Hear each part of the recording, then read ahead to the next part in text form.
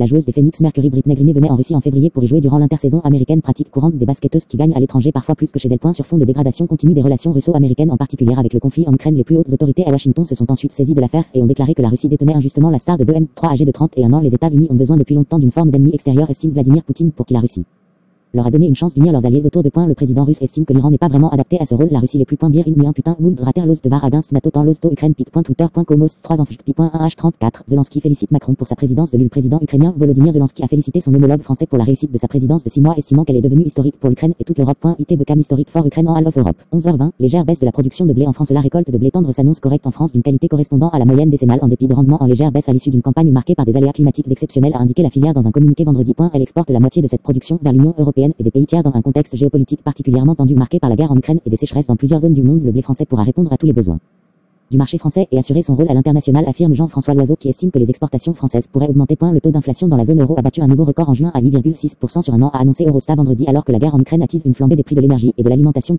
Zelensky, absent de la conférence de Lugano. La présidente de la Commission européenne Ursula von der Leyen a confirmé sa venue, tout comme les chefs de gouvernement de Lituanie, Pologne et République tchèque. Et la conférence de Lugano avait été planifiée bien avant la guerre pour parler réforme et lutte contre la corruption, mais l'invasion par la Russie le 24e février a fait de la réunion un forum pour débattre de la reconstruction de l'Ukraine. Lugano sera l'une des premières, voire la première plateforme de discussion de la reconstruction de l'Ukraine, des étapes concrètes et d'un plan, m'a expliqué Artem Rypchenko, ambassadeur d'Ukraine en Suisse. 10h40, la bourse de Paris stable après l'ouverture. La bourse de Paris était quasi stable vendredi en début de séance après une ouverture en baisse dans un contexte toujours préoccupant pour les investisseurs de risque accru de récession. 10h28, un long chemin à parcourir. Ursula von der Leyen a déclaré à l'Ukraine qu'il y avait un long chemin à parcourir pour sa candidature à l'adhésion à l'Union européenne, mais que l'Europe sera à vos côtés à chaque étape du chemin. 9h53, le Japon mécontent après un décret russe sur un projet gazier commune. Le Japon a déclaré vendredi que ses intérêts énergétiques ne devaient pas être entravés alors qu'un nouveau décret du Kremlin prévoit le transfert à une société russe des droits d'un projet pétro-gazier dans lequel des sociétés japonaises sont impliquées. Peu après le déclenchement de la guerre en Ukraine fin février, le géant britannique des hydrocarbures Shell a décidé de se séparer de ses actifs en Russie, y compris de sa part de 27,5% dans Sakhalin. Quelques 8% du GNL importé par le Japon provient de Russie. 9h41, le drapeau européen flotte dans le Parlement ukrainien. Le président du Parlement ukrainien, la Radar Ruslan Stefanchuk, s'est félicité que le